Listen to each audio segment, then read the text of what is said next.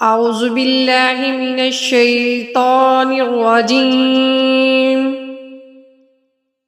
بسم اللہ الرحمن الرحیم اِنَّا آتَيْنَاكَ الْكَوْثَرَ فَصَلِّ لِرَبِّكَ وَانْحَرْ إِنَّ شَانِئَكَ هُوَ الْأَبْتَرُ۔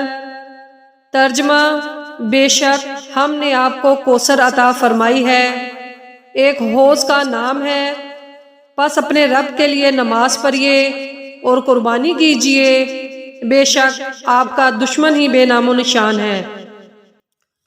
حوض کوثر کیا ہے؟ حضرت محمد صلی اللہ علیہ وآلہ وسلم نے فرمایا، کوثر جنت میں ایک نہر ہے جس کے دونوں کنارے سونے کے ہیں اور وہ موتی اور یاقوت میں بہتی ہے۔ اس کی مٹی مشک سے زیادہ خوشبودار ہے اور اس کا پانی شہد سے زیادہ میٹھا اور برف سے زیادہ سفید ہے۔